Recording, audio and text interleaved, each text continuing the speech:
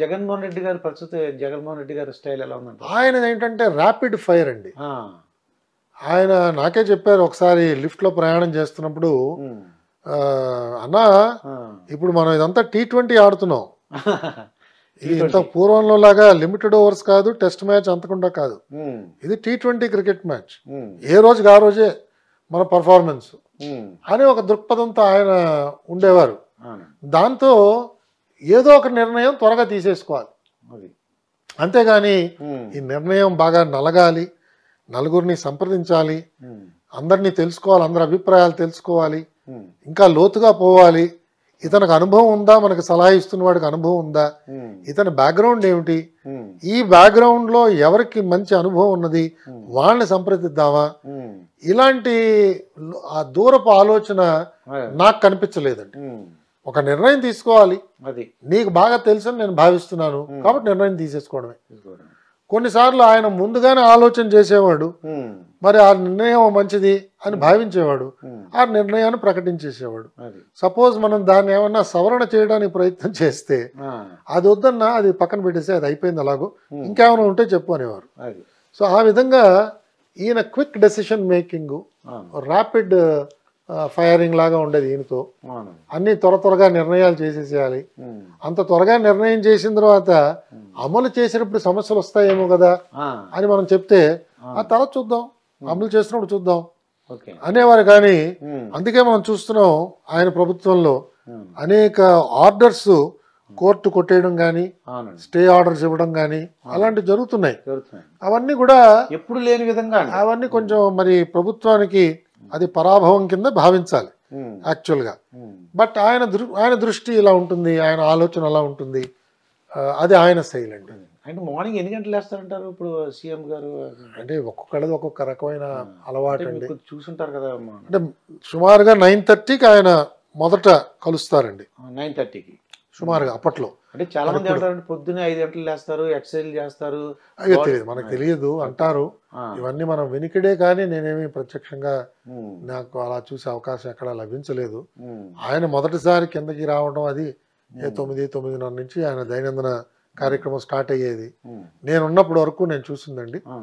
6-6:30 కల్లా ఆయన అంతా పెట్టేబేడ సర్దేసుకోవడం, దుకాణం మూసేవారు ఆయన 6కి అంతే. సో మనం అలాగే వీకెండ్స్ ఆయన వచ్చేవారు కాదు. శని ఆదివారాలు సర్వసామాన్యంగా, అంటే ప్రభుత్వానికి హాలిడే ఉంటే ఆయనకు కూడా హాలిడేనే. ఆ విధంగా ఎవరిని కూడా పిలిచేవారు కాదు. కొద్ది మందిని మరీ అవసరం అయితే పిలిచేవారు, లేకపోతే అంటే అట్లీస్ట్ అధికారుల్ని, ఆయన పేషీ స్టాఫ్ని బహుశా పిలిచేవారేమో నాకు తెలియదు. బట్ నాలాంటి వాళ్ళు ఎవరిని కూడా పిలిచేవారు కాదు. అది ఆయన శైలి అండి. అయితే మీరు 9 మంది చీఫ్ మినిస్టర్ దగ్గర వర్క్ చేసినట్టు తెలిసిందండి నాకు. అయ్యా కోట్ల విజయభాస్కర్ రెడ్డి గారి దగ్గర నుంచి జగన్మోహన్ రెడ్డి వరకు. అవునండి. ఒక్కొక్కరు ఒక స్టైల్ అండి.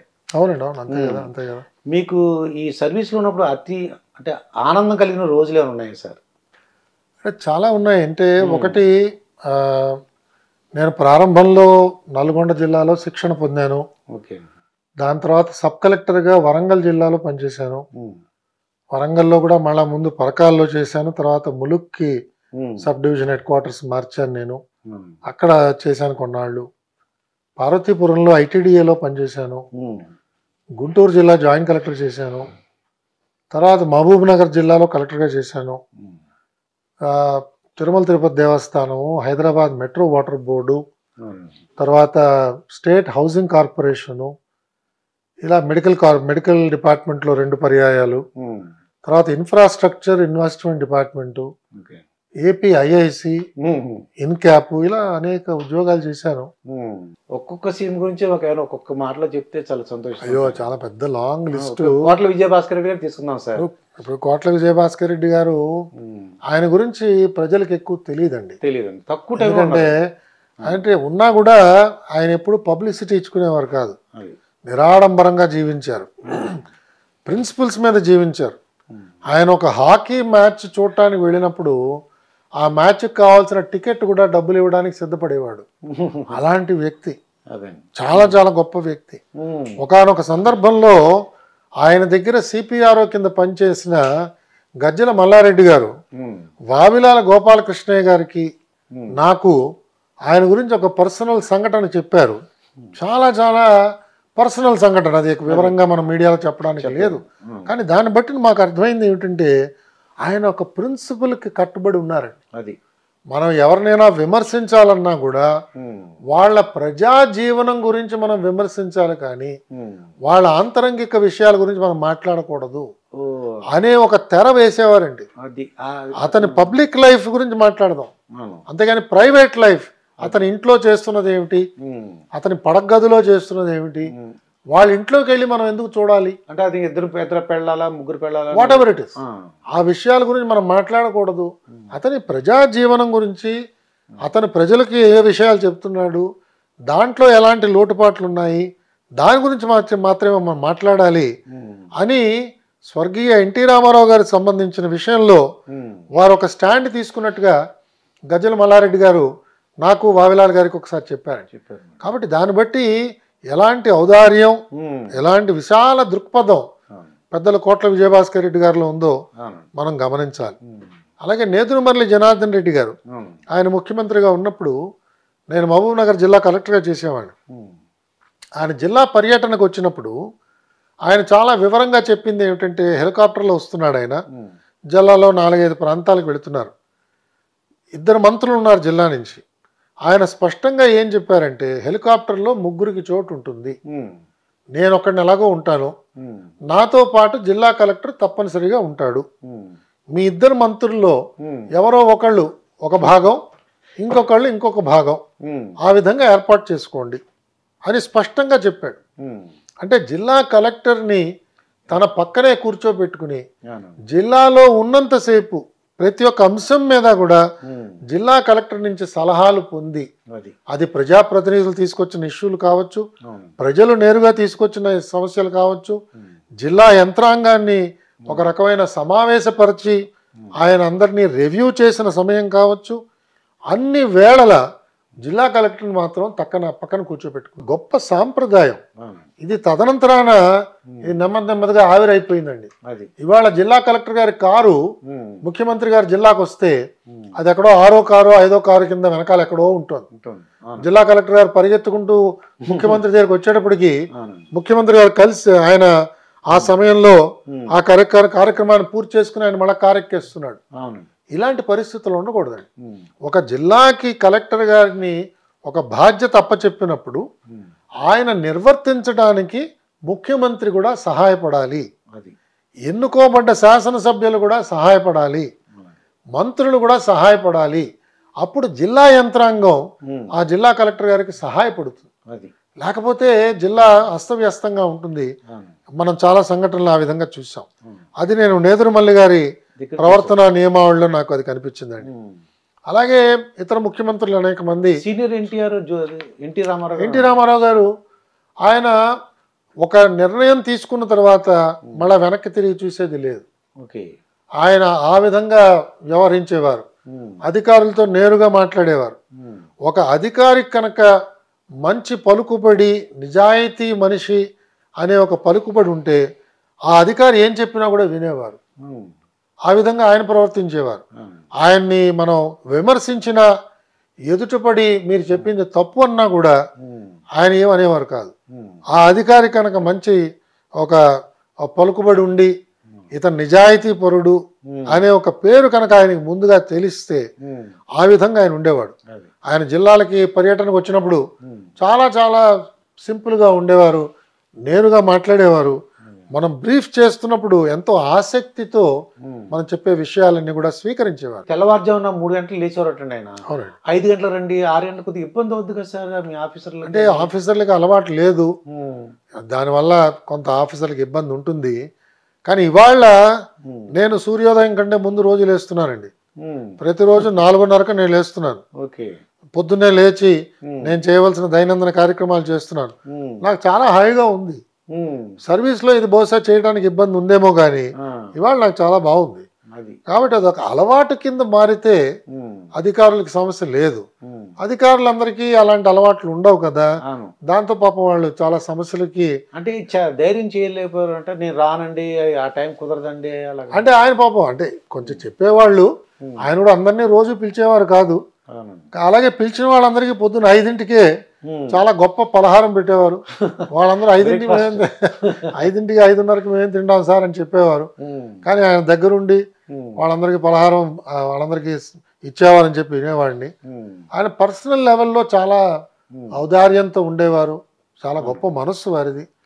సో ఇలా ఒక్కొక్కళ్ళ గురించి వైఎస్ రాజశేఖర రెడ్డి గారి గురించి చెప్పండి సార్. ఇంట్రెస్టింగ్.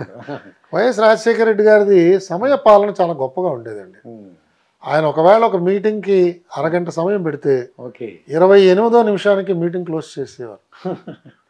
కరెక్ట్గా ఆ మీటింగ్ అయిపోతుంది అని మనం ఎక్కడ అనుమాన పడవలసిన అవసరం లేదండి. ఆయన 10ంటికి సమావేశం అంటే 5 నిమిషాలు ముందే వచ్చి కూర్చునేవారండి. ఇన్ఫాక్ట్ ఆయన మొట్టమొదటి సమావేశం అలాగే జరిగిందండి.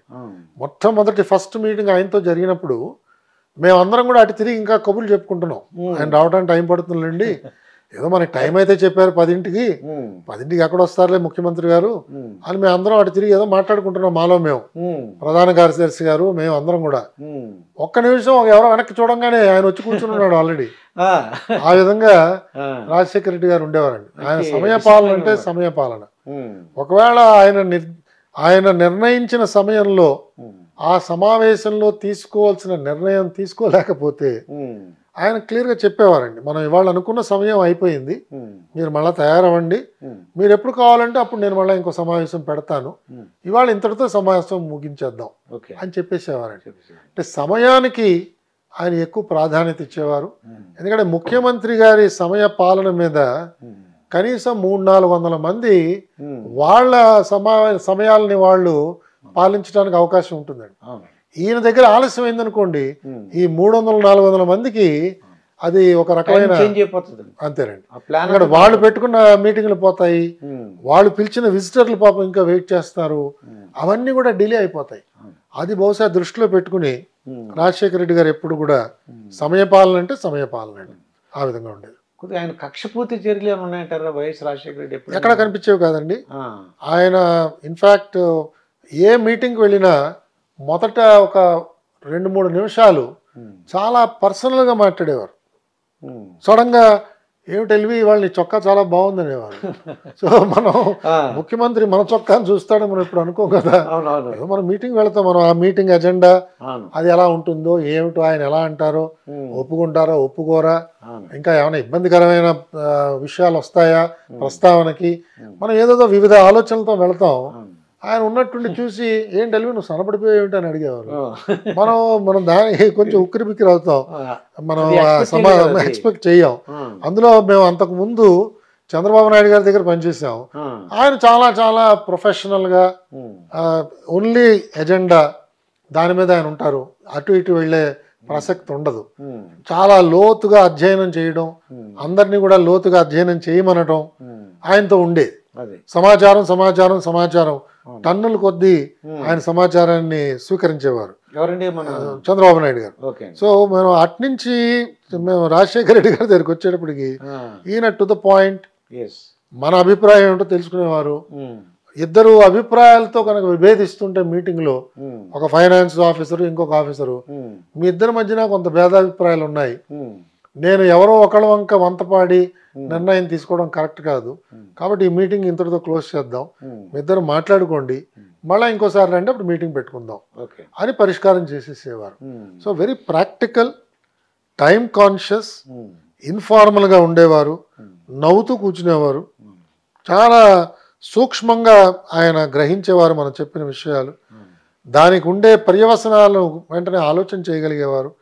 సో ఆయన ఒక రకమైన శైలితో రాజశేఖర రెడ్డి గారు ఉండేవారు. ఇలా ఒక్కొక్క చంద్రబాబు నాయుడు గారు అదే చెప్పాను, చంద్రబాబు నాయుడు గారు ఎంత సమయం అయినా కూడా దాన్ని చాలా లోతుగా పరిశీలన చేసేవారు. అదే వాళ్ళు మేము టీవీలో చూసామండి, పొద్దున్న మొదలు పెడితే ఈవినింగ్ వరకు లంచ్ అలాగా, తర్వాత ఈవినింగ్ అంటే ఆయనకి ప్రభుత్వ నిర్ణయమే చాలా ప్రధానమైనది, ఆ తీసుకున్న నిర్ణయం తొందరపాటుగా తీసుకున్నారు అనే అభిప్రాయం కలిగించకూడదు. అలాగే ఎవరెవరు దీంట్లో ఈ పనిలో మనకి ఉపయోగపడతారో, ఎవరిని సంప్రదించాలో వాళ్ళందరినీ సంప్రదించాలి, ఎవరిని పక్కన పెట్టడానికి లేదు. ఇలా కొన్ని సూత్రాలు ఆయన మనసులో ఆయన పెట్టుకున్నారు. ఇంకా అలసట అన్నది లేదు, అది మనిషి ఒకసారి సమావేశంలో కూర్చున్నారంటే ఆయనలో కదలిక ఏమి ఉండదు. ఒక కుర్చీలో ఒకలా కూర్చున్నారంటే ఆ 3 గంటలు 6 గంటలు అదే పోస్చర్లో మీటింగ్ అంతా కూడా ఆయన చేస్తారు. అంత ఓపిక.